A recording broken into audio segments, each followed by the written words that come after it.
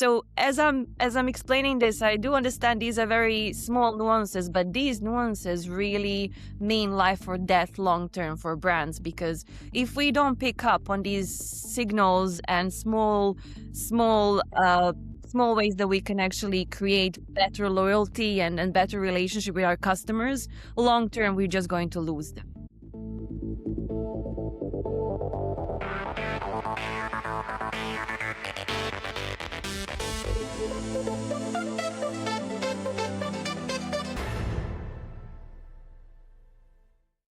So I'm back hiking with Dr. Vanja Ljevar from Kubik Intelligence. Last episode, we talked about data psychology, how your digital footprint reveals your personality, and why most brand messages never get past the bouncer in the brain. Welcome, Vanja, and welcome back, I would say. Thank you very much. Nice to So see good you. to have you here. Yeah. And actually, I'm right in front of the big cathedral in Trondheim, and Wow. you are in Nottingham. Yes, I am next to a lovely canal called Castle Marina, and there's some really nice birds around me. And I have to say, this is one of the first days in England that we can actually see some sun. So I'm very happy that we can sit Yeah, outside.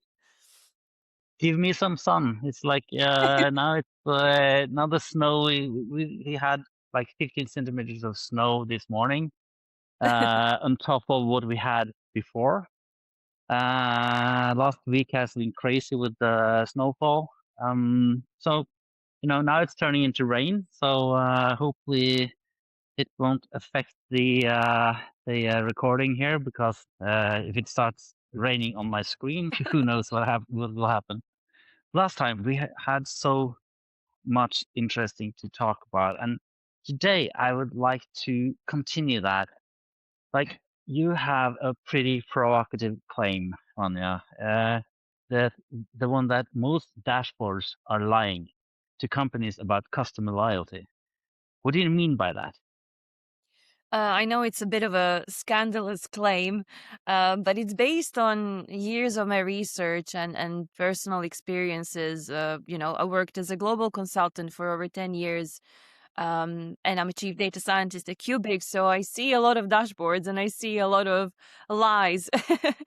And Uh, I think I would basically explain that with a story, because imagine there's a CMO who walks into their office every single morning and they open a yeah, dashboard. They see a lot of numbers, and they're looking at the performance, and the performance seems to be fine. However, what really is happening is that the loyalty underneath is not actually performing well. So there's like this quiet erosion of loyalty that happens when nobody's looking, and it doesn't really show on dashboards. So I would say the problem is not that we don't have enough metrics. We have too many. So you name them: NPS, looking at ratings, looking at sentiment scores, retention curves, and all of these things that everybody's using to track the health of their brand. So yeah, operationally, everything can look fine, but actually emotionally, something is missing. So this is the situation. It's almost like a step that we are missing in terms of measuring, the relationship with customers and what we don't see on dashboards. So customers are not angry; they are basically not leaving loudly. So dashboards only show the situation where, this quiet erosion is slowly happening, but it looks fine. And the end of the story is when they churn. So the problem is that we're actually asking the wrong questions. And as I mentioned in the last episode, it's all about asking the good questions and understanding our customers better. So the question, for example, for Net Promoter Score is, would you recommend us? But the correct question would be, do you trust us? Do you feel proud choosing this brand? So these are sort of questions that are measuring the relational capacity.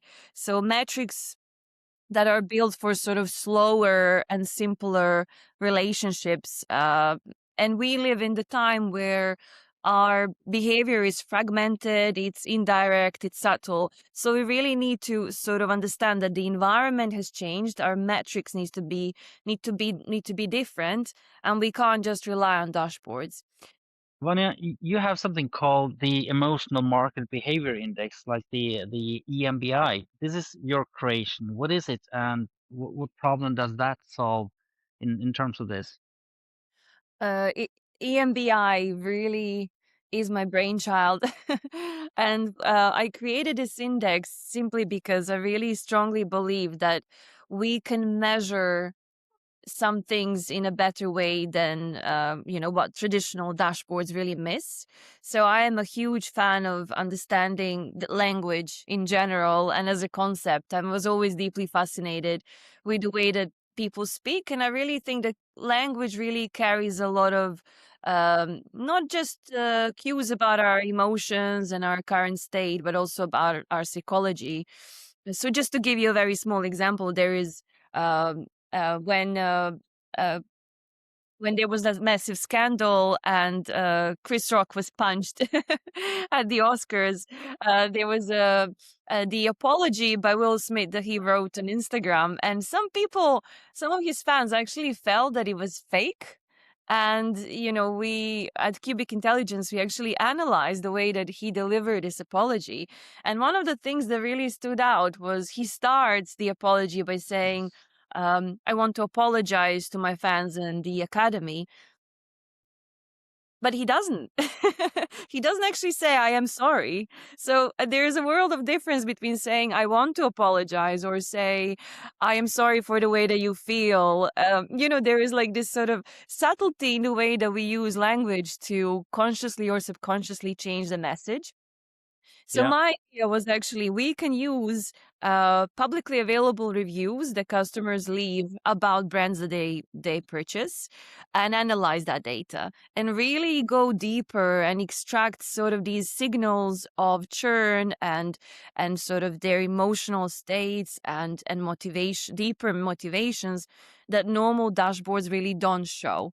So just to give you one example, I was looking at a luxury brand, and I found that the sentiment score was positive in terms Mhm. of the way that they spoke about a brand. But if you really dig deeper, you would find that the emotion was positive, but the emotion was relief as opposed to delight. And the relief was a reflection of them getting the delivery on time and being able to actually, deal successfully with all the stress about waiting for the product, not being sure whether it would arrive on time. For example, if they were going to propose to their girlfriend or something like that. So the idea here is, yes, it's a positive emotion, but it's not really building trust and loyalty long term, because at the end of the day, what we really want is for a brand to, you know, build this loyalty, and we want to see the light in the data. So the way Mhm. that brands can actually very simply solve this is by just do a very simple thing.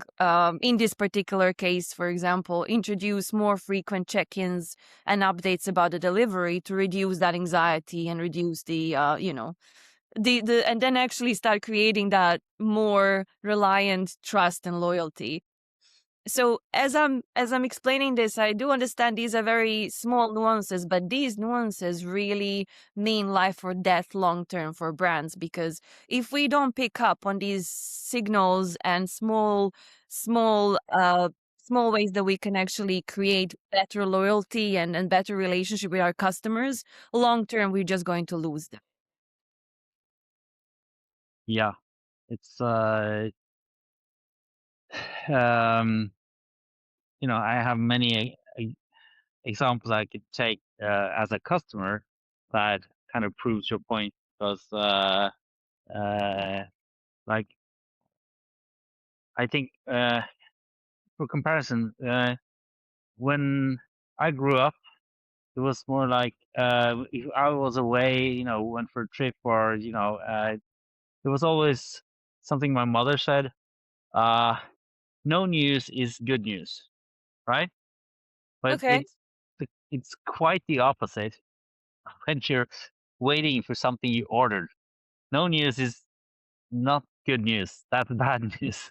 You want updates. You want, kind of to be able to, if people could choose, I think many people would like to have a GPS tracker, you know, to know, just to know where it is, but also like, okay, so it sits in Hamburg now, but what happens? What is happening now? What are you doing with it? Why is it there? Almost like when my luggage didn't make it over to LA in Mopsapalooza in 2023, um, and I saw on the air tag that it was actually in Germany. Can't remember the airport, but it was there. And Mhm. then the day after, I saw it was on LXA. No, the LAX. Sorry, the airport in LA. And I called them and said, "Hey, my suitcase is at the airport, and can you now bring it to me?" And no, we don't know where it is, but I can see it. It's there, right?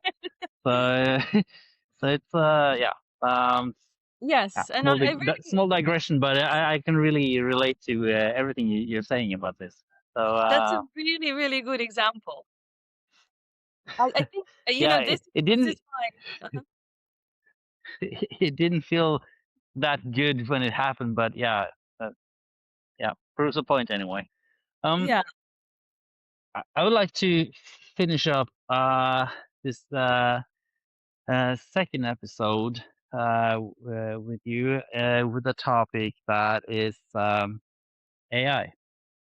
Mhm. So, let's talk about AI. You have a warning about generative AI and brand communication specifically. What's the risk in your opinion? uh, Everybody's talking about AI and Yeah, how it could be used in a better way. I still stand behind what I said when we actually met 3 years ago in Dubai. And I remember when I was preparing for our panel, we were talking about yeah, AI, and it was quite a hot topic at that moment. And we were talking about communication. But I actually didn't really change my stance. I was thinking about it this morning, and I think AI is still just a tool, and I would love to use that tool to be more productive and more efficient. I don't think it really replaces the human in the loop and all that. But at the same time, there is a really very interesting danger that is hidden in terms of using AI tools. And this is now actually scientifically proved through, various academic research. We are becoming yeah, lazy, and we are becoming overly reliant on all of these different tools, LLMs, to generate content for us. And yeah, I think the true link between what we create and what is sort of given to us because of, we just made a prompt, we feel like sort of less attachment to the work that we create. And that means less personalization and like a smaller part of us, and like less authenticity goes into these things. And I think that's particularly dangerous when it comes to communication made specifically for customers, because I really have this strong belief that the link between customers and brands is actually very similar to a relationship between two people, in the sense that there is a level of attachment, especially if we're talking about some product or service that is psychologically engaging. So we have to be very careful to not affect that long-term relationship by overly relying and letting our tone of voice sound like everybody else's, and uh, just basically relying on generative AI to generate our own personality as a brand. yeah. Um, yeah, because um, I've seen other people state this earlier that like they see when like content, like written content, is I really apologize. AI no, no, There, there it's is a There is a goose. Yeah. Wants to talk about marketing, but it's lately I've started seeing content like, okay, so it's so polished, it's so uh, good, it's so, what do you say, boring, and Yes. it's kind of, you actually feel like you're listening to the same voice all the time. I There's actually no, started I actually really started filtering my brain started filtering these posts for an error. So I actually now consciously introduce grammatical errors in in my writing so that I can signal this is written by a human. How weird is that? yeah, I know, and I have an OCD for that, typos and stuff, but uh, I saw this really bad typo in something I had just posted, and I'm like, "Yeah, okay, it's okay," because it's me. So it's, yeah, I'll leave it there. You know, earlier I would, click edit and screw the range, or like the how you the algorithm looks at me editing something and then reposting it, and screw that, I'm fixing this error. But now I'm like, it's okay. So Same. uh totally see that. um you know uh that was actually what I had planned for both of these two episodes that we have recorded now. So I would just like to thank you very much, Vanya, for taking the time to join, and hopefully we'll see each other again soon.